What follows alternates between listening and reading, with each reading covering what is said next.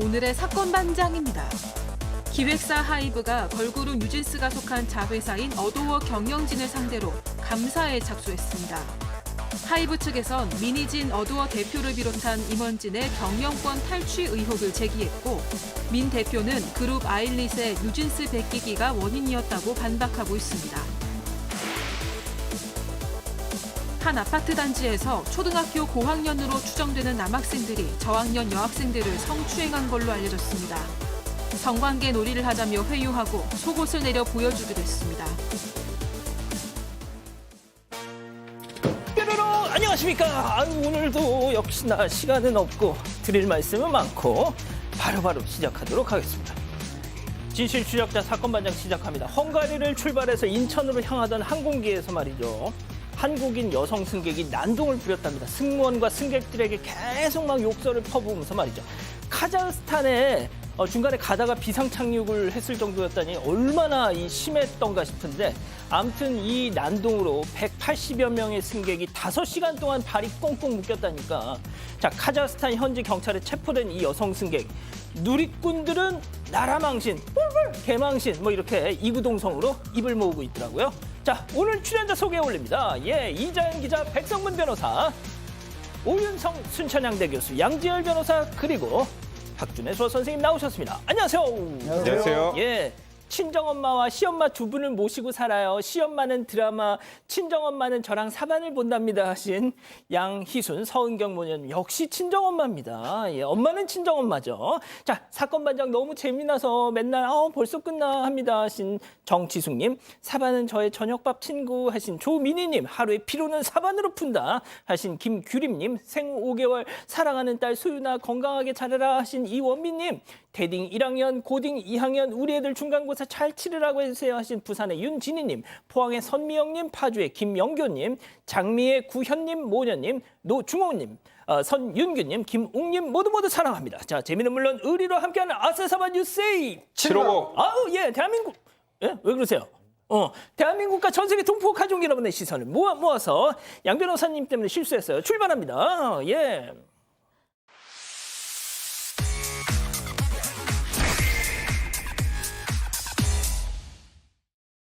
첫 번째 달려보죠.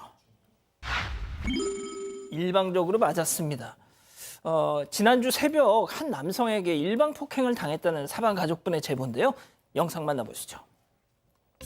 자, 건물 복도에 있는 4사람 주목해주세요. 흰옷 남성과 녹색옷 남성, 이마를 맞붙이고 신경전을 한창 벌이고 있는데, 자, 바로 그때 녹색 갑자기 팔꿈치로 자, 선제 공격. 흰옷 역시 멱살도 잡지만 하지만 녹색이 휘두르는 주먹에 계속 맞고 계속 정타를 허용하고 있는데요. 자, 흰옷은 맞으면서 계속 휘청이고 있죠. 결국 일행이 그제서야 일행이 말리면서 뜯어 말리면서 녹색 옷은 현장을 저렇게 벗어납니다. 자, 저희가 우리 가족 여러분들의 집단 지성의 판단을 받아보려고 당시 상황을 편집 없이 보여드린 점 양해 부탁드립니다. 자, 제보자 흰색 옷 입은 분들인데요. 이건 명백한 일방 폭행이다라고 하고 있습니다. 네, 맞습니다. 저 흰색 옷 입은 남성이 일단 제보자의 동생이고요. 지난 17일 새벽에 인천 상가에서 벌어진 일입니다. 동생 주장입니다. 그 화장실에서 볼일 보고 있는데 초록옷 이 인물이, 남성이 먼저 시비를 걸었다고 합니다. 그래서 밖으로 나가서 손짓을 하면서 왜 그러시는 거냐 물었는데, 그러면서 말다툼으로 이어졌고요. 그런데 이 초록색 옷이 먼저 이 팔꿈치로 밀쳤다는 겁니다. 그래서 더 공격을 해올까 봐 상대방 옷자락을 잡고 멀찍이 떨어뜨리려고 했는데, 초록옷 남성이 저렇게 주먹을 마구 휘두르면서 머리와 얼굴을 폭행했다는 주장입니다. 당시 현장에 있던 그 초록옷 일행이 말리면서 이 사건은 일단락이 됐는데요. 일단 저 흰옷 동생이 그 경찰에 바로 신고를 했습니다. 하지만 시비에 휘말렸던 저 초록옷 일행은 이미 당시에 현장을 떠난 뒤였습니다. 이 제보자 동생 주장에 따르면요, 경찰이 출동해서는 이 동생한테 그래도 잘 참으셨다 이런 식으로 얘기를 했다는 겁니다. 그런데 지난 20일 경찰로부터 전화를 받았는데 저희가 CCTV 확인해 보니까요, 멱살을 먼저 잡아서 이거 쌍방폭행 될 수도 있겠습니다 라는 얘기를 들었다는 거죠. 그래서 이 제보자 동생은 나는 지금 맞기만 했는데 너무 억울하다는 입장이라고 합니다. 멱살을 잡긴 잡는데요. 백 변호사님, 저는 이 원본 영상 보고 제 그냥 개인적인 생각을 솔직하게 말씀드릴게요. 덩치가 하얀 옷 입은 분이 훨씬 커요. 네, 그래 마음만 보이네요. 먹으면 할 수 있어요. 근데 맞으면서도 때리면 안 돼, 때리면 안 돼. 막 의식적으로 막 이러는 게 보입니다, 눈에. 그러니까 사실 아마 많은 시청자분들의 생각은 거의 뭐 당연히 정당방위일 거라고 생각하실 것 같은데 일단 저는 이제 우리 일반적인 정당방위 기준에서 생각을 해본다면 쌍방폭행 가능성이 꽤 높습니다. 아우, 진짜. 왜냐하면 아까 시작할 때 그러니까 공격을 막을 목적이었는지는 명확하지 않습니다만 멱살을 먼저 이렇게 잡는 모습이 보이죠. 근데 저거를 일단 선제적인 공격 행위로 볼 여지가 굉장히 높을 것 같고요. 그러니까 저게 우리가 꼭 때려야만 폭행이 아니라 멱살을 잡아도 폭행이기 때문에 일단은 쌍방 폭행의 가능성이 좀 더 높습니다만 뭐 지금 보시는 것처럼 피해는 뭐 흰 옷을 입은 분이 거의 대부분을 다 본 상황이기 때문에 쌍방 폭행이라고 하더라도 뭐 처벌의 정도는 굉장히 낮을 거고요. 일단 치료비나 이런 것들 관련해서는 녹색 옷을 입은 사람들 그 가해자에게 충분히 배상받을 수 있는 정도의 수준 아닌가 싶습니다. 그렇군요. 알겠습니다. 자, 다음 또 이어가죠. 유영재. 이 정도일 줄은 벌써 세 번째 이 소식 전해드리는데 계속 나오고 있습니다. 캐면 캘수록. 자, 양 변호사님, 유영재 씨 강제추행 혐의 누구냐? 선우은숙 씨 전 남편 아닙니까? 네, 예. 그렇습니다. 뭐 1년 6개월 만에 이혼을 했다라는 소식으로 처음에 시작했는데 어디까지 가는지 모르겠습니다. 저도 유영재 씨를 고소한 쪽은 다름이 아니라 선우은숙 씨의 변호인이 이 선우은 씨의 언니를 대리해서 강제추행 혐의로 고소를 했습니다. 언니를 5차례에 걸쳐서 강제추행했다는 혐의로 고소를 한 것이고요. 그 녹취록도 증거로 제출했다라고 하는데 그 증거 내용에 이런 내용이 나온다는 거예요. 네. 그러니까 일종의 변명인데 언니를 추행하려고 했던 게 아니라 언니가 외로워 보여서 그랬다라는 사실상 어느 정도로 범죄를 인정한 듯한 그런 내용도 들어있다라고 알려졌습니다. 그리고 또 한 가지 이게 이제 그것 때문에 결국에는 최종적으로 이혼하기로 결심을 했는데 중간에 사실혼 관계에 있었다는 것도 드러났잖아요. 예. 그러니까 이건 사실혼 관계에 있다는 것을 감추고 결혼을 했기 때문에 이게 이혼이 아니라 처음부터 잘못된 결혼이었다라고 해서 혼인 취소로 지금 소송을 바꿨다고 합니다. 자, 저희가 교수님 이게 도대체 어떻게 저런 걸 뭐가 됐든 저분도 공인이잖아요. 아나운서니까. 왜 저랬을까요, 도대체는? 그래서 이게 뭐 자꾸 이거 까도 뭐가 나와서 충격적입니다만 이 그동안에 이제 논란의 불씨가 꺼지기도 전에 또 논란이 이제 터져 나온 것이죠. 지난 19일 날 이런 사건 때문에 그랬는지는 모르겠으나 이 유영재 씨 같은 경우는 2년간 출연을 중이던 라디오에서 자진 하차했습니다. 그러면서 이제 통상적으로 이제 마지막 방송에서 왜 하차하는가에 대해서 얘기를 갖다 설명을 하겠죠. 그런데 여러 가지 일로 인해서 흠집이 난 부분이 있다 이렇게 얘기하고 구체적으로 어떤 내용인지에 대해서는 언급을 하지 않았습니다. 그래서 이번에도 이제 이 강제추행 그 의혹에 대해서 지금 이제 유 씨 같은 경우는 침묵으로 일관을 하고 있는 그런 상황인데 지금 일각에서는 뭐 이 강제추행이라든가 하는 이런 그 심각한 그 범죄 행위를 저지른 만큼 아까 말씀하셨지만은 이게 공식적인 사과 그리고 이제 연예계에서 좀 은퇴를 해야 되지 않느냐라고 하는 그런 그 목소리들이 나오는데 이런 상태라면 향후 어떤 그 공식적인 활동을 지속하기가 상당히 좀 쉽지 않은 그런 상태가 되지 않겠는가라는 생각이 듭니다. 알겠습니다. 자, 다음 또 이어가죠. 무서운 아줌마들.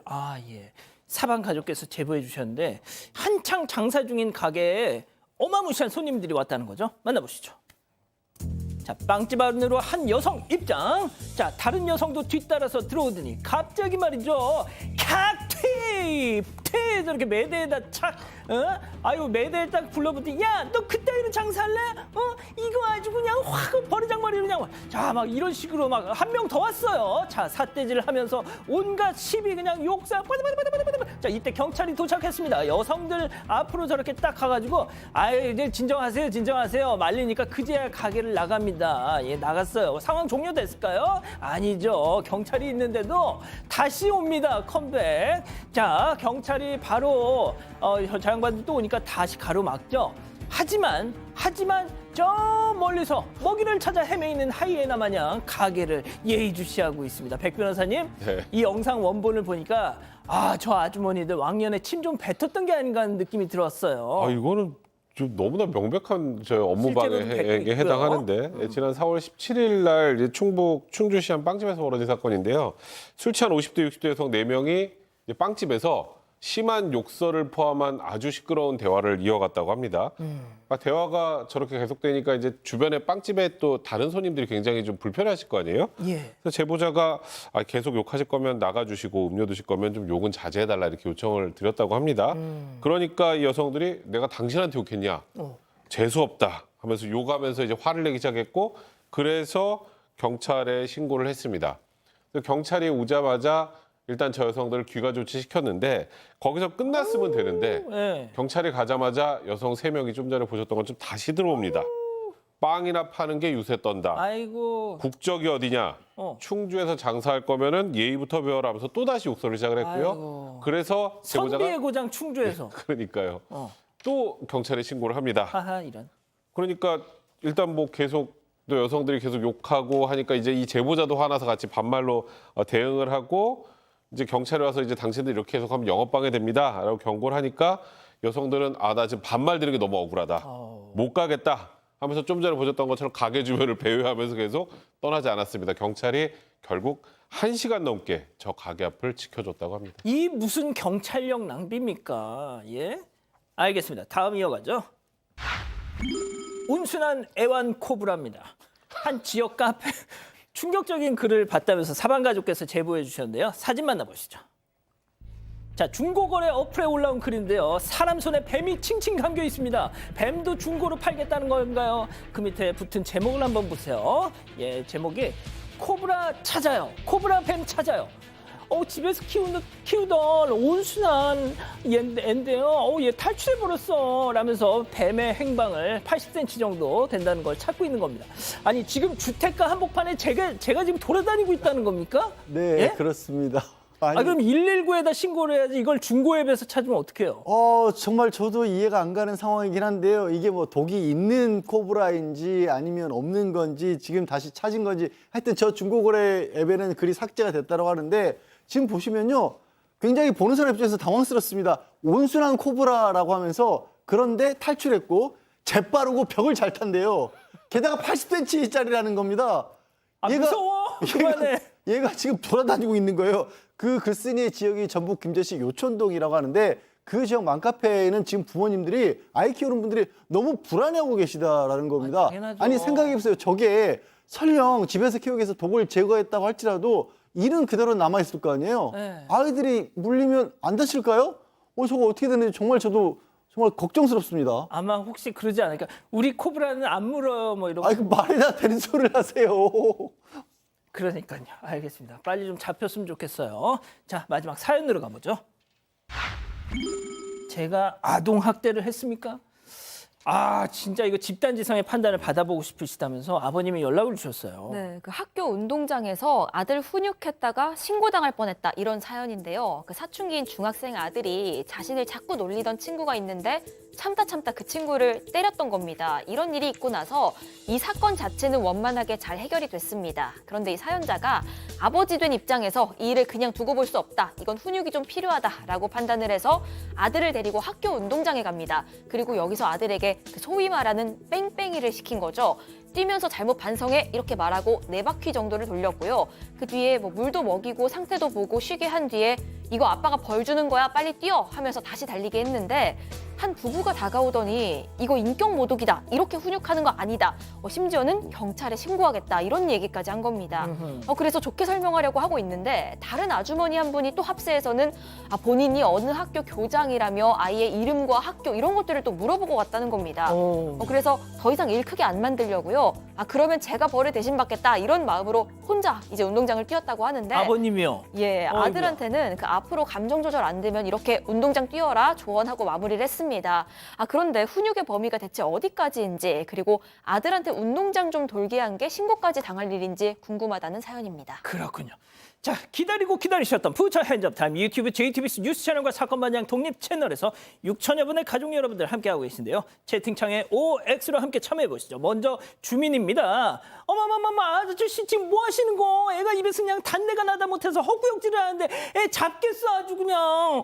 애들도 다 자존감이라는 게 있는데 어떻게 이런 사건반장도 안 봐요? 이거 완전히 학대야 학대. 그리고 정할 거면 아저씨네 집에서 하든가 왜 공공장소에서 스파르타야 스파르타는. 안 되겠네. 이거 신고해야지. 동그라미. 아니 이럴 수가. 아, 이 구도 좋습니다. 자, 다음은 아버지의 이보세요 아주머니 학대라뇨. 아, 신고는 또 무슨 소리예요? 아빠인 저만큼 우리 성문이 놈을 사랑하는 사람이 누가 있다고 말 그렇게 함부로 하시면 안 됩니다. 제가 성문이 놈이 때리긴 했습니까? 뭘 어쨌습니까? 아니, 아버지가 돼서 이 정도도 못해요. 남의 일 신경 쓰지 마시고 그냥 가던 길 가세요. 참 X입니다. 자, 교수님부터 들어볼게요. 제가 볼 때는 그렇게 얘기를 하는 그 분들 참 이렇게 시간이 많이 남는 것 같아요. 본인들 일들이나 잘 하시지. 사실 이게 뭐 예를 들어서 거기에서 아버지가 뭐 이렇게 물리적인 폭력을 사용했다든가 그러면 뭐 당연히 그거는 뭐 아동학대로 신고를 갖다가 하든지 해야 되는데 뭐 사실 그 내용도 잘 모르지 않아요? 그러니까 지금 이제 그 자기 아들이 친구를 갖다가 때렸다는 거죠. 그 아버지 입장에서는 만약에 이걸 그대로 놔뒀을 때 나중에 어떤 뭐 비행 소년이 된다든지 또 그거를 뭐 소년원에 간다든가 이렇게 될 것을 갖다가 아버지로서 판단을 해가지고 아버지 나름대로 합리적인 그런 어떤 훈육 방법을 하고 있는데 그 지나가던 사람들이 뭐 와서 우리가 이런 얘기 있지 않습니까? 남의 집 제사상에다가 뭐 밤이 내놔라 이제 대추 내놔라 이런 식이 되는데 자 그럼 제가 하나 여쭤볼게요. 나중에 이 집 아이가 문제가 돼가지고 소년원에 간다든가 더 큰 문제가 된다면 그 지나가는 사람들이 거기에 대해서 뭐 아는 척 하겠습니까? 그러니까 제가 봤을 때는 상황 판단을 갖다가 하고 난 이후에 그렇게 개입을 하는 것이 필요하다.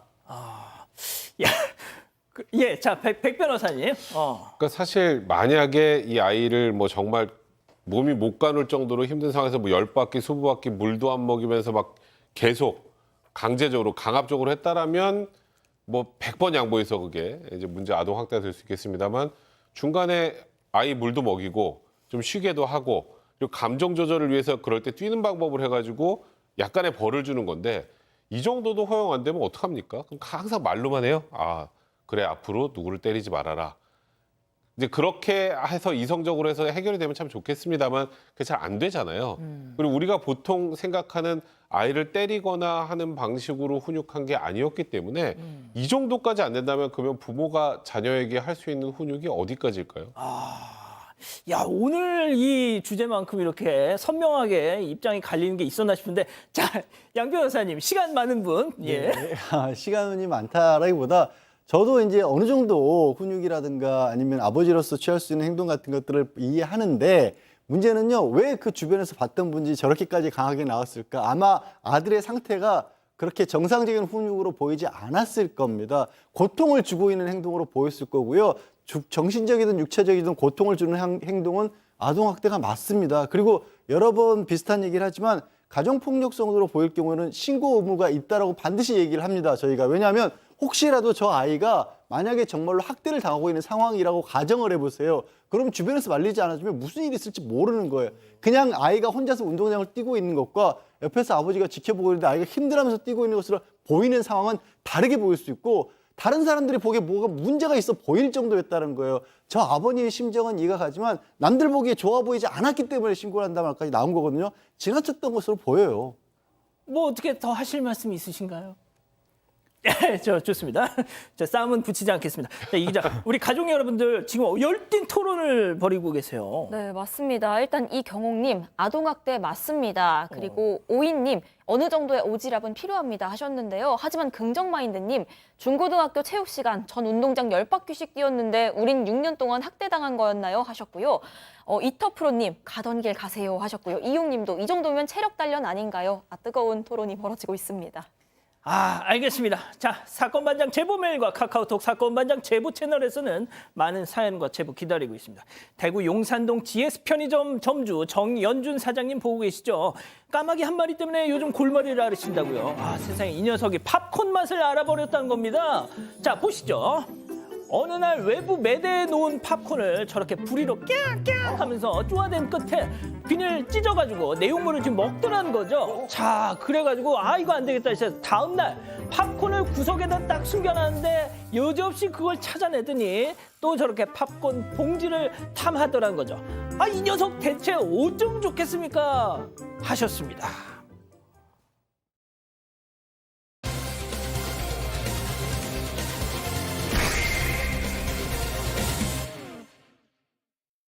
세계적인 걸그룹 뉴진스, 다음 달 컴백을 앞두고 많은 팬들의 기대감이 뜨거운데요. 그런데 때 아닌 초대형 악재가 터졌습니다. 걸그룹 뉴진스를 놓고 국내 1위 기획사 하이브와 뉴진스 소속사인 자회사 어도어 간의 경영권 분쟁이 벌어진 건데요. 양측의 진실 공방이 가열되는 가운데 대체 이들 간에 무슨 일이 있었던 걸까요? 자, 이 연예계 지금 가장 핫한 소식이고 이게 뭐 또 기업 내부의 어떤 문제이기도 하고 말이죠. 재계 주목도 받고 있고, 자, BTS의 아버지로 불리는 방시혁 의장 그리고 뉴진스 소속사 민희진 대표 간의 경영권을 놓고 한판 승부. 자, 체크포인트 짚어보죠. 진짜 이런 말이 나오더라고요. 아이돌판 서울의 봄이냐 말이죠. 네, 일단 뉴진스 아마 많이들 아실 텐데요. 2022년에 데뷔를 했습니다. 그리고 어텐션, 하이보이, 디토 연이어서 히트곡을 냈습니다. 빌보드 차트에도 이름을 올렸고요. 그러니까 세계적으로도 굉장히 큰 인기를 끌고 있는 겁니다. 이 뉴진스의 소속사가요. 국내 1위 기획사인 하이브의 자회사입니다. 어도어라는 회사인데 그 어도어의 수장이자 이 뉴진스를 기획한 게 민희진 대표입니다. 그런데 어제 하이브 측이요. 이 민희진 대표가 회사 경영권을 탈취하려 한다. 이런 의혹을 제기한 겁니다. 그러면서 민희진 대표의 사임을 요구를 했는데 이 민희진 대표를 포함해서 어도어 경영진에게 감사 질의서를 보냈고요. 답변 시한을 24일까지로 적시하고 있습니다. 그리고 이 질의서에는 이 경영권 탈취를 모의했다는 정황, 또 외부 컨설팅을 받았다는 의혹, 인사채용 비위 같은 내용이 담긴 걸로 알려지고 있습니다. 그러니까 쉽게 말씀드리면 이 하이브라는 큰 우산 아래 어도어라는 어떻게 보면 그 안에서 독립채산제처럼 막 이렇게 활동하는 그런 작은 회사가 들어가 있는 거죠. 그게 뉴진스의 소속사인 어도어인데, 자, 그럼 일단 이 민희진 대표라는 사람이 누구인지 올해 초 골든디스크 어워즈 때 모습 잠깐 보고 가시죠. Golden Disc Awards Best Producer 민희진. 저희 뉴진스가 1년 5개월 정도 지금 데뷔한 지 시간이 그렇게 됐는데 정말 감사하고 24년에 뉴진스의 또 새로운 도전과 모험이 있을 예정인데 기대 많이 해주시고 항상 응원 부탁드립니다. 감사합니다.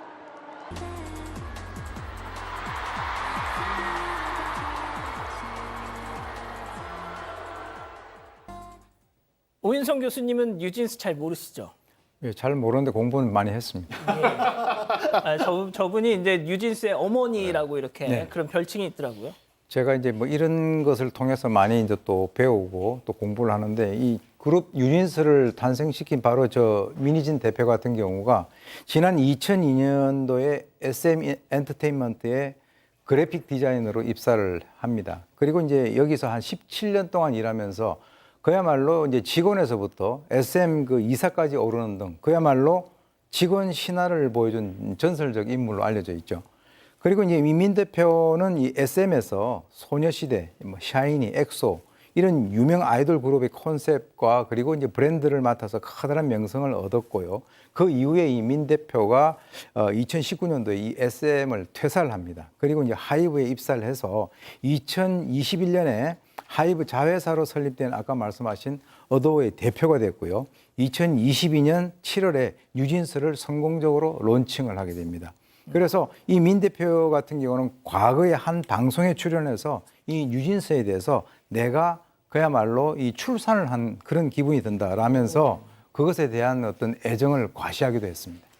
자, 일단 그러니까 뭐 쉽게 말해서 어도어 측이 뉴진스의 어떤 그냥 하이브에서 빼가려고 한다, 뒤통수를 친다, 뭐 경영권 탈취, 별의별 얘기가 다 나오는데 하이브 쪽에 그러니까 뉴진스 베끼기가 갈등의 원인이 됐다 이런 얘기도 나오고 있죠. 네, 그렇습니다. 이게 뭐냐면 말씀하신 것처럼 하이브에서는 어도어의 민희진 대표가 뉴진스를 잘 키워놓으니까 자기가 그걸 통째로 가져가려고 한다라고 그렇게 주장을 하고 있는 겁니다. 그런데 하이브 쪽, 그러니까 원래 모회사는 하이브 쪽의 주장은 뭐냐면 하이브 쪽에서 그렇게 하는데 어도어 측에서는 아니다. 우리는 사실 하이브에서 방시혁 의장이 빌리프럽이라는 자회사를 또 만들어가지고 올해 초에 3월쯤에 아일리시라는 그룹을 또 새롭게 데뷔를 시켰습니다. 근데 방시혁 의장의 그 아일리시라는 그룹이 내가 만든 뉴진스를 다 베꼈다. 의상도 그렇고 음악도 그렇고 연애 활동하는 것을 다 똑같이 했다. 그래서 아니 의장님 이거를 다 베껴가시면 어떡합니까? 라고 해명 요구를 했는데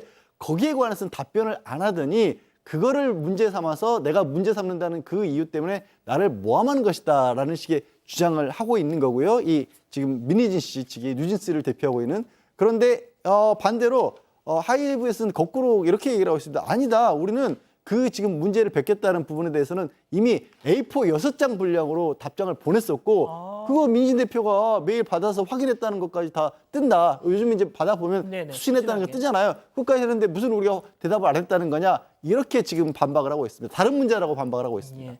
그 아까 그 자료 화면 다시 한번 좀 보여주시겠어요? 그러니까 뉴진스하고 아일릿 뭐 이렇게 딱 이분할로 지금 예. 그래서 이제 뭐 되게 이제 컨셉을 베꼈다 이런 지금 뭐 반격을 한 거란 말이죠. 백 변호사님.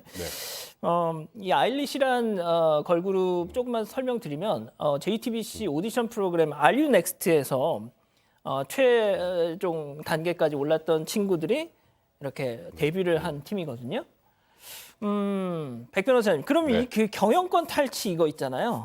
이건 진짜 뭐 좀 어떻게 실체가 있는 얘기입니까? 일단은 오늘 뭐 여러 기사들이 많이 나오긴 했는데요. 일단은 하이브 측에서 전날 어도어 전산자를 확보하면서 이제 최소화 문건 한 3개 정도를 찾아냈다는데 그 문건 내용이 이렇습니다. 하이브가 우리를 못 건드리게 하고 본사에서 빠져나간다. 이거는 독립하겠다는 뜻이죠. 이 문구만으로 보면. 그리고 해외 펀드의 주식을 매각하는 그런 컨설팅 문구 그런 것들도 있었고 이제 이런 부분들을 일단 주도적으로 했던 사람으로 지목이 된 건 하이브 출신의 어도 부대표 A씨라는 사람인데 일단은 뭐 A씨가 일단은 하이브의 핵심 뭐 영업 비밀 같은 것도 외부로 좀 유출하고 이런 정황들도 있다라는 것이 지금 하이브의 주장입니다.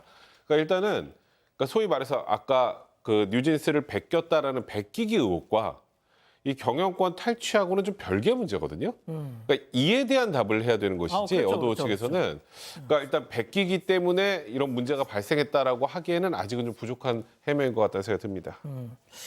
자, 이게 지금 18% 지분을 민희진 대표가 가지고 있잖아요. 그리고 하이브 지분이 80%고 이걸로 18%가 80을 먹는 게 가능하냐 이런 얘기도 나오고 있습니다. 네, 그 민희진 대표의 반박 역시도 같은 논리입니다. 그러니까 결국 다 하이브의 여론몰이 아니냐라는 게 이제 민 대표의 입장인데 하지만 하이브 입장은 다릅니다. 아니다. 그 우리가 갖고 있는 80% 이거를 그 어도어의 우호적인 투자자에게 팔려는 게 이 계획의 골자다. 그렇게 해서 이 어도를 먹겠다는 거다라고 주장을 하는 겁니다. 실제로 감사통에서 내부 문건을 확보를 했는데 이 뭔가 이 이니셜로 이 약자로 표현이 된 뭐 GP는 어떻게 하면 살 것인가 이런 내용들이 문건에 적혀 있었다는 겁니다. 이걸 하이브가 어떻게 해석하고 있냐면요. G가 싱가포르 투자청, P는 사우디 국부펀드다. 그러니까 뭐 싱가포르, 사우디 이런 곳에 이 매각하는 방법을 하이브의 이 지분을 매각하는 방법을 이 어도어 측이 민희진 대표 측이 모색하고 있는 거 아니냐 이렇게 보고 있습니다. 자, 솔직히 어렵습니다. 이 경영권 분쟁 뭐 이런 거 백 변호사님. 네. 근데 지금 이게 50-50 있잖아요. 맞아요. 예. 그거 지금 아직도 해결이 안 되고 있잖아요. 그러니까 지금 사실 이제 뉴진스가 5월에 신곡이 나옵니다. 그리고 지금 논란이 되고 있는 아이린이라는 그룹은 지금 거의 최고 인기를 구가하고 있는 그런 상황이고요. 근데 어쨌건 지금 이 양사의 경영권 분쟁 때문에 뉴진스의 5월 활동에도 타격이 있을 거라는 얘기가 많이 있고 그리고 또 지금 엉겁결에 지금 뉴진스를 베꼈다는 의혹을 받고 있는 아일릿도 그렇고 나머지 그룹들은 또 그 나름대로 엄청나게 큰 상처를 받을 수밖에 없는 상황이고요. 그러니까 쉽게 말해서 이 회사를 가지고 경영권 가지고 다툼을 하는데 왜 거기 소속돼 있는 아티스트들이 이렇게 고통을 받고 그리고 팬들도 지금 이거 양분돼서 지금 싸우고 있는 상황이란 맞아요. 말이죠. 이거는 물론 뭐 굉장히 중요한 문제죠. 경영권 분쟁과 관련된 문제는 굉장히 중요한 문제지만 제일 중요한 건 그래도 지금 뭐 전 세계 K-팝을 진두지휘하고 있는 이런 어찌 보면 아티스트들 아니겠습니까? 아티스트를 보호 방안도 잘 생각을 좀 해주셨으면 좋겠고 사실 이 부분은 제가 아까 말씀드렸던 것처럼 그러니까 본질이 뭔지에 대해서 좀 파악을 했으면 좋겠다는 생각이 많이 듭니다. 이거 뭐 하루 이틀 사이에 끝날 문제가 아닌 것 같아서요. 일단 오늘은 이 정도만 좀 정리를 해드리겠습니다. 두 번째 사건 이어가죠.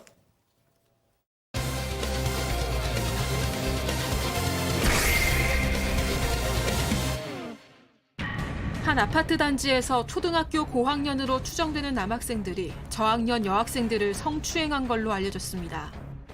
성관계 놀이를 하자며 회유하고 속옷을 내려 보여주기도 했습니다. 어떻게 된 일인지 알아봅니다. 서울 구로에 있는 한 아파트 단지를 발칵 뒤집어 놓은 사건입니다. 네, 지난달 중순 낮 시간에 벌어진 일인데요. 그 아파트 입주자 대표회의 공지문에 이 사건 내용이 담겨 있습니다. 그 공지문을 살펴보면요. 이런 내용입니다. 초등학교 5, 6학년 정도로 보이는 남학생들이 저학년 여학생 2명을 따라다니면서 성관계 놀이를 하자, 돈 주겠다, 얼마면 되냐라고 회유를 했다는 겁니다. 자, 이게 지금 말이 안 나와. 제가 잠깐 너무 어처구니가 없어서 딴 생각하다 말을 좀 놓쳤는데요. 이 12살, 13살짜리들이 아무 여학생이나 또 쫓아가질 않았대요. 체크포인트 짚어보죠. 너희가 딱이야라는 게 도대체 어떤 맥락에서 나온 얘기입니까? 그러니까 그 초등학교 저학년 여학생이라는 표현도 좀 그래요. 아이들이죠, 사실. 그 아이들 입장에서 우리한테 왜 이러냐고. 그러니까 제가 생각했었을 때는 왜 우리들한테 이런 식의 행동을 하느냐. 그러니까 왜 좀 다른 의미로 얘기를 했는데 이 남학생들은 의미가 있었던 거예요. 다른 애들은 엄마들이랑 다니니까 안 되고 너희가 딱이다라는 겁니다. 그러니까 보호자가 있지 않은 그런 아이들을 대상으로 삼았던 거예요. 근데 왜 우리한테 이러냐라고 그렇게 했던 초등학교 저학년 아이들은요, 그냥 우리한테 왜 그러세요? 꼭 우리만을 특정해서 한 게 아니라 너무 놀라서 저런 말을 했을 거예요. 여학생들은 당연히 도망쳤겠죠, 놀라서. 네, 그래서 첫 번째 여학생들에 대한 이 행동이 미수에 그치니까 또 한 남학생이 이번엔 8살짜리 여자아이에게 접근을 합니다. 학원 차에서 내린 8살 여자아이를 따라가서 너 놀이터로 유인한 다음에 지금 사파에 나오는 것처럼요. 신체 주요 부위를 보여주면서 내 것도 보자 이렇게 얘기를 했다고 합니다. 피해 학생은 당연히 도망칠 수밖에 없었겠죠. 너무 놀라서. 그 아파트 또 공동 현관까지 또 따라가서 CCTV가 없는 계단실로 가자 라면서 또 거의 또다시 신체 노출을 했다고 하는데, 사실 제가 말씀드렸던 뭐 CCTV 없는 곳으로 가자라는 등, 그러니까 본인의 행동이 잘못됐다는 거 본인 스스로 다 알면서도 사실상의 범죄 행위를 한 겁니다. 지금 채팅창이 교수님 지금 뭐 터지려고 합니다, 지금. 네. 지금 제가 보는 그 측면에서 저는 4가지 점에 좀 주목을 하려고 그러는데요. 충격적인 게 자기 몸을 보여주고 너 몸을 보자라고 하는 것은 이거는 이제 성추행이 되는 것이고, 또 이제 더 충격적인 게 돈을 얼마를 주면 되겠느냐. 이게 성매매춘이거든요. 그리고 너희가 딱이다. 그 이유는 보호자가 없어서 이거는 피해자를 갖다 선택하는 것입니다. 그리고 이제 CCTV 없는 것으로 가자라고 하는 것은 증거인멸을 하는 그런 측면에서는 완벽한 성인 범죄자의 미래가 이렇게 보이는 것 같은데요. 어떻게 보면 이럴 때를 대비해 가지고 아버지가 아들이 작은 잘못을 했을 때 벌을 주는 겁니다. 근데 지금 이제 이렇게 보니까 이 5학년, 6학년 정도 이 남학생 정도가 되면 모를 걸 자기는 뭔가를 알고 있다라고 하는 것인데, 문제는 그런 것을 자기가 제어를 하지 못하고 본능에 의해서 저렇게 행동을 한다라고 하는 그것이 아주 또 문제가 된다는 것이죠. 그래서 그 성적 일탈을 하는 그 성인 범죄자의 흉내를 갖다 내는데 이거 어디서 배웠을까요? 제가 볼 때는요, 제가 거두절미하고 이건 부모 책임이다. 그렇기 때문에 부모가 자기 자식이 작은 어떤 문제가 딱 나왔을 때는 거기에 대해서 정말 바로잡기 위해서 그렇게 뭔가의 어떤 조치를 갖다가 하지 않으면 결과가 이렇게 나오면 이때는 상당히 늦었다는 거죠. 또 하나, 문제는 8살짜리 여학생 아이인데 이런 그 어린 아이를, 이 딸 아이를 가진 이 부모들이 이게 불안해서 이게 살 수 있을까요? 이게 성인 범죄자들을 대상으로 해가지고 조심해야 되는 것이 아니라 초등학교 고학년 애들을 대상으로 해서 또 준비를 해야 되니까 이건 너무 좀 심하네요, 좀. 교수님 말씀하신 것처럼 지금 인근 지역의 주민들, 학부모님들 난리가 났습니다. 직접 목소리 들어보시죠. 그날 보니까 경찰 차고 뭐고 막 와가지고 그 사건이 심각하지. 교육을 시켰다고 그리고 조치를 빨리 뭐 하겠다고 그래 공기상이 와서 해결 했는데 등하고도 엄마들이 많이 하시는 거지. 어떤 엄마가 맘카페 등록을 올려서 안 보지 사실은 다 올린 상태였거든요. 너무 불안하죠. 아들이든 딸이든 상대가 누구나 될 수 있다. 자, 비슷한 일이 우리 집을 덮칠 수도 있다. 네, 당연히 학부모들 많이 불안해하고 있습니다. 특히나 이 남학생들이 본인 입으로 그 엄마 아빠랑 안 다니는 아이들 상대로 했다 이런 얘기를 한 만큼 맞벌이 부부들이 특히나 불안해하고 있고요. 그러겠네요. 예, 특히나 이 남학생들이 인근 중학교로 진학을 하면 또 비슷한 일이 벌어지는 거 아니냐 하는 우려도 하고 있습니다. 그러다 보니까 인근에 있는 뭐 태권도장에다가는요, 애들 호신술 좀 가르쳐 달라. 그리고 모르는 사람 왔을 때 대처 방법 좀 알려달라 이런 요청들이 쇄도하고 있다고 합니다. 실제로 아이를 집 앞까지 데려다 달라는 요청도 하고 있다고 하고 그 태권도장 원장 같은 경우엔 그 자신도 아이들에게 호신용 경보기를 선물했다는 겁니다. 이 경찰은 이 아파트 순찰 강화했고요. 학교 측 역시도 뭐 성교육 전문 선생님 배치하고 또 성교육 수업도 했습니다. 자, 인근의 학부모들도 저렇게 불안에 떠는데 그 직접 피해를 당한 딸을 둔 그 부모님들 심정은 어떻겠습니까? 그런데 이 최근에 한 온라인 커뮤니티에 이 피해자 그 아이의 가족으로 추정되는 여성이 직접 뭐 글을 남겼더라고요. 예, 부모는 아닌 것 같고요. 어제 한 지역 카페에 조카에게 벌어진 일이다. 그러니까 아마 뭐 이모나 뭐 이렇게 될 것 같은데 피해자 가족으로 추정되는 여성입니다. 이 당시의 상황에 대해서 설명을 했는데 초등학교 3학년짜리 그 여 조카가 가는데 초등학교 5학년 남학생이 와가지고 성관계 놀이하자라고 했지만 싫다고 하니까 돈을 주겠다라고 했다는 거예요. 그래서 이 해당 일로 이 조카는 해바라기 센터라고 해서 이 성범죄를 당하면 가는 그 피해자 보호센터가 있습니다. 거기 가서 진술도 했는데 경찰에 신고를 했는데 가해자 신상이 알려지지 않게 조심해달라는 그런 연락을 받았다는 거죠. 어떻게 보면은 피해자에 대해서는 좀 관심이 상대적으로 떨어지는 것 같고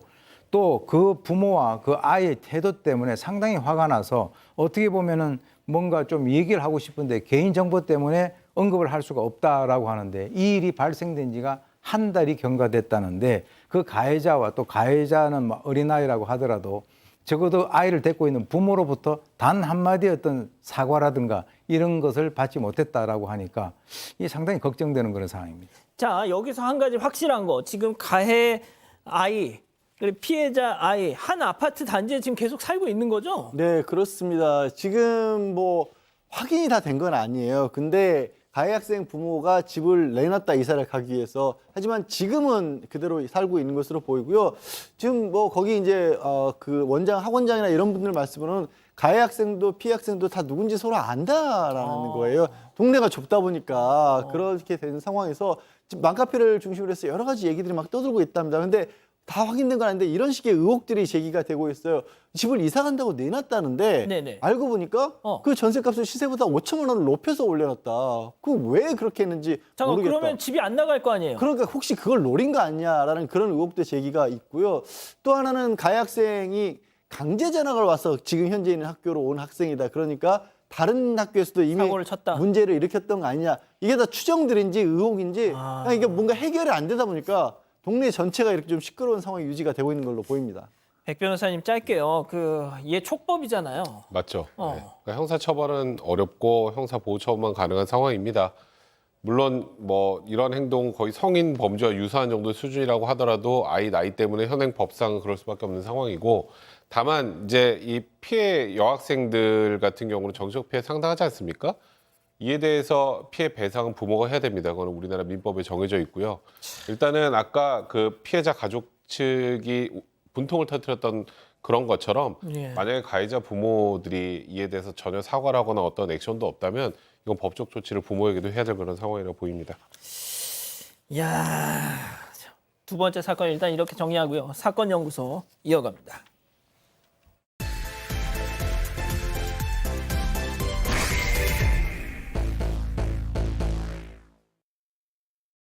(3,200이요) 주소가 없어서 수사를 못한대. 나도 이제 더 이상 못 기다리겠어. 영화 시민더키의 실제 주인공 김성자 씨. 이 김성자 씨에게 2016년 1월은요, 참 추운 계절이었습니다. 4년 전 추락 사고로 깨진 병원비만 수천만 원에 이 사고 관련 소송도 몇 년째 이어지는 중이었기 때문입니다. 이 머리가 지끈지끈하던 차에요. 수원지검이라는 데서 걸려온 전화 한 통으로 이 모든 일이 시작됩니다. 오늘 사건 연구소의 키워드는 시민 김성자입니다. 자, 지난 1월 개봉했던 영화 시민 덕키 많은 분들 보셨을 텐데 평범한 그냥 시민이 보이스피싱 총책을 탁 잡아냈다는 이 영화 내용인데 이거보다 더 영화 같은 스토리입니다. 실제 주인공 저희한테 직접 제보를 주셨는데 시작을 해보죠. 네, 이 실제 주인공이요. 40대 김성자 씨입니다. 남편이랑 뭐 세탁소 운영하고 공장에서 작게 부업하고 이런 평범한 인물이었는데 12년 전 2012년 봄쯤에 공사 중인 그 옆 건물 난간으로 떨어지면서 좀 크게 다치는 사고를 당합니다. 입원 치료만 1년을 받고 그 이후에도 계속 치료받고 있었고요. 건물주랑 한 2015년까지도 법정 다툼을 계속하는 중이었습니다. 이 와중에 뭐 화재 피해까지 입고 그러니까 엎친 데 덮친 격이었습니다. 그런데 재판을 보름 앞둔 2016년 1월에요. 수원지검이라는 곳에서 이상한 전화 한 통을 받게 됩니다. 아유, 아닙니다. 아닌데 문제는요. 그 수원지검에서 연락을 딱 받았더니 지금 이미 법정 공방을 벌이고 있다라고 했잖아요. 그 재판 관련 사항을 다 알고 있더랍니다. 아이고야. 그리고 인적 사항까지 누가 원고고 누가 피고고 관계된 사람이 누구지 다 알고 있으면서 그 재판을 해결하는데 건물을 압류해야 되니까 비용이 필요하다라고 했다는 겁니다. 하하. 이 정도 되니까 이분도 김성자 씨도 너무 좀 돈이 쪼들리는 그런 상황인데도 불구하고 1,600만 원을 어렵사리 보냈답니다. 그래서 잠시 후에 수원지검에서 엉뚱한 사람한테 돈을 보내면 어떡하냐라고 또 다시 연락이 왔대요. 근데 뭐 지금 재판이 진행 중인 상황에 또 급하다고 하니까 그러면서 이 뭐라고 하냐면 서초동의 국민은행 지점에 이제 대출 담당자를 알려줄 테니까 그 사람을 통해서 그럼 돈을 대출받아서라도 지금 돈을 보내라고 하고 그 국민은행 지점 담당자라는 사람이 이 전화로 자기 신분증, 출입증 이런 것까지 다 보내줬답니다. 그러니까 또 안 믿을 수가 없어서 김성자 씨는 동네 다른 분들한테 돈을 빌려서 또 1,600만 원, 그러니까 합계 3,200만 원을 보낸 거예요. 자, 수원지검. 이 진짜 이 약방의 감초란 말이죠. 수원지검. 국민은행. 네.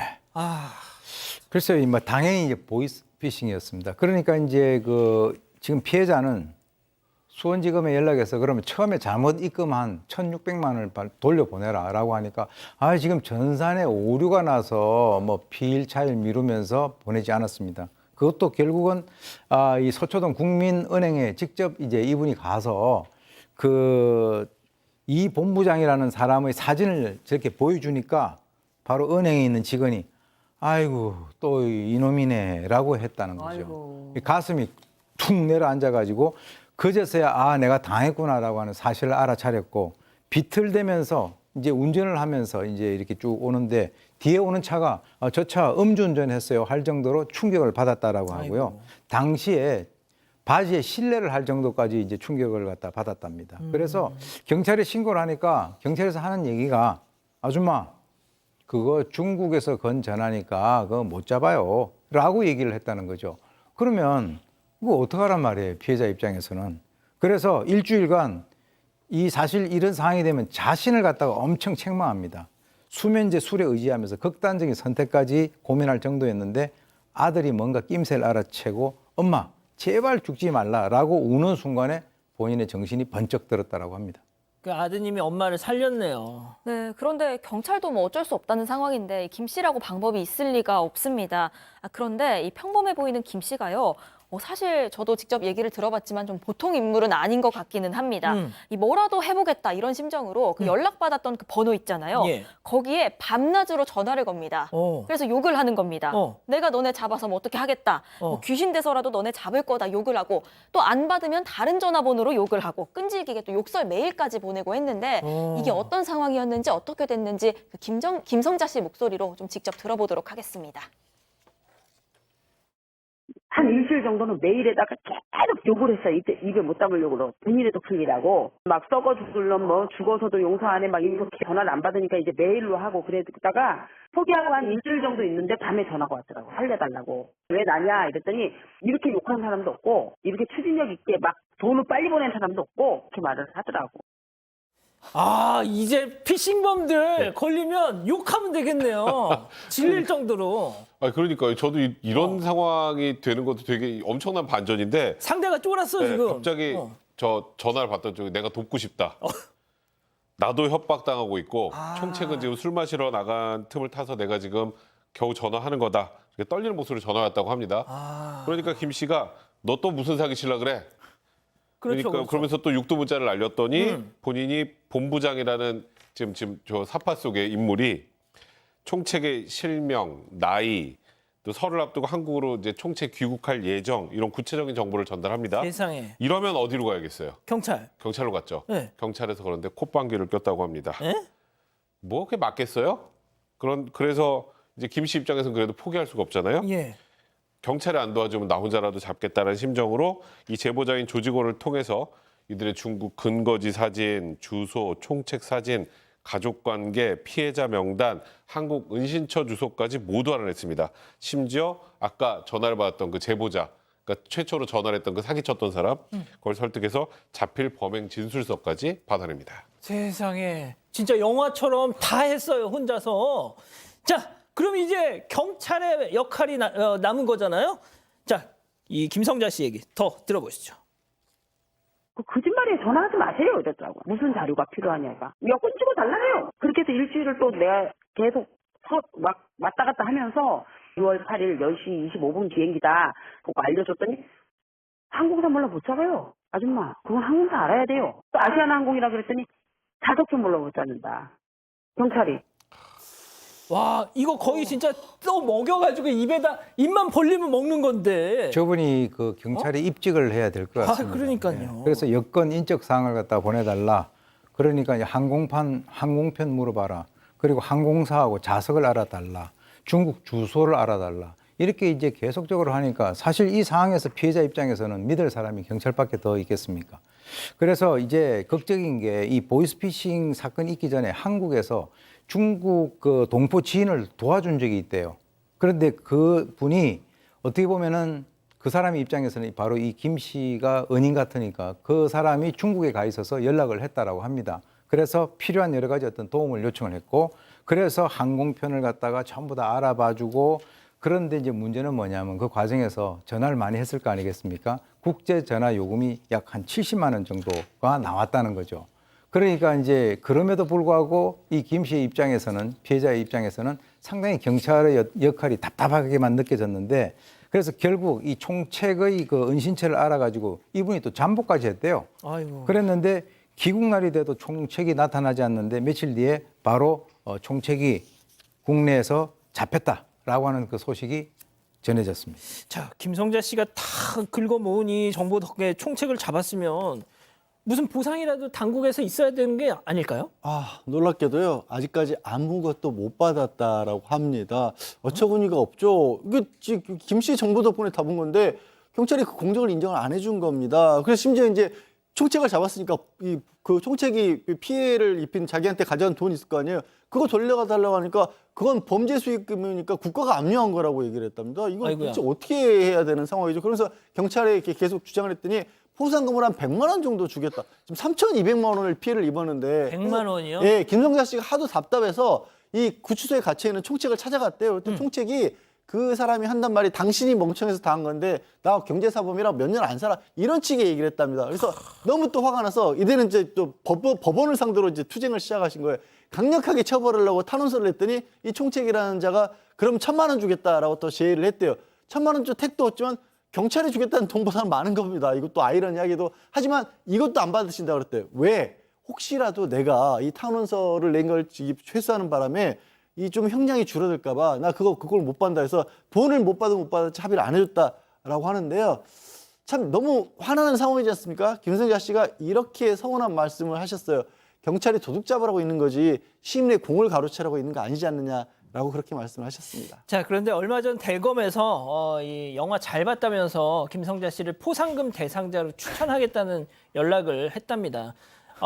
처음에 그 전화를 받고 이것도 보이스피싱하냐 했는데 그거는 아니었다고 실제였다네요. 아무튼 권익위에서 심의를 거쳐서 연말이나 내년 초쯤에 결정이 된다니까 부디 좋은 소식 있었으면 좋겠습니다. 자, 사건 연구소 정리하고요. 글로벌 픽 이어갑니다.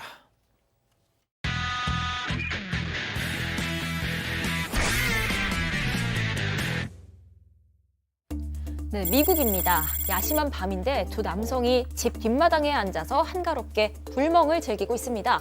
그런데 어디선가 우두둑 소리가 들리고요. 깜짝 놀라서 자리에서 일어나더니 곧이어 커다란 나무가 저렇게 마당을 덮쳐버렸습니다. 자, 이 두 남성은 재빨리 몸을 화단 쪽으로 던졌습니다. 다행히 나무 몸통이 아슬아슬하게 비껴가서 다치지 않았는데 밖에서 들린 큰 소리에 어린 아이들까지 집 밖으로 뛰쳐나왔고요.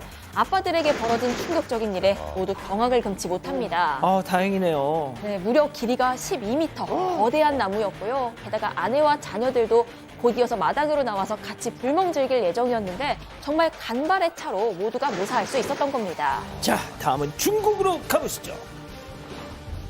네, 가정집 마당으로 오토바이 한 대가 천천히 들어옵니다. 강아지는 낯선 손님을 반기면서 쫄래쫄래 따라가는데 잠시 후에 돌아온 강아지 마당을 돌다가 갑자기 픽 왜 저래? 쓰러지고요. 왜 저래? 네, 온몸을 바들바들 떨면서 경기까지 일으킵니다.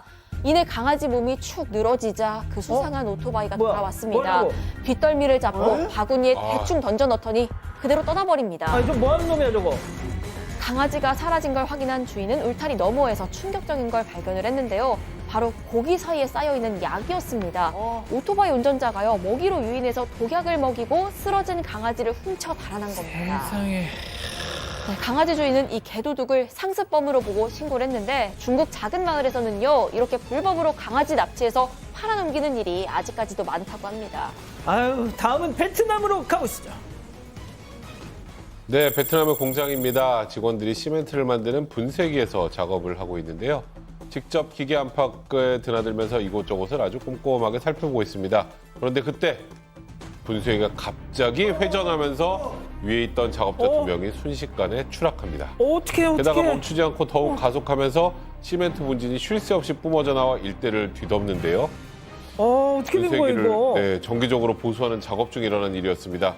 작업자들이 작동을 완전히 멈춰놓고 점검을 하고 있었는데요. 전기 모터가 갑자기 오류를 일으켜서 예상치 못하게 저렇게 분쇄기가 작동하기 시작을 했다고 하고요. 이렇게 끔찍한 사고로 이어졌던 겁니다. 아우, 작업자 7분이 숨졌다고 합니다. 너무 안타깝네요. 비렉스 안마의자 페블. 98 degrees, I can feel the heat between you and I. 나 안마 중 페블에서. So tell me where you at, girl. 코에이 비렉스. 이 버튼을 누르는 순간 당신은 생각지도 못한 기술을 만나게 됩니다. 당신을 새롭게 만들어주는 기술. 어떻게 이런 생각을 했을까? 베럴미 세라젬 파워즈 M6. 사랑하는 사건반장 가족 여러분, 행복한 밤 보내시고요. 저희는 내일도 사반 750 저녁 7시 50분에 다시 옵니다. 안녕히 계십시오.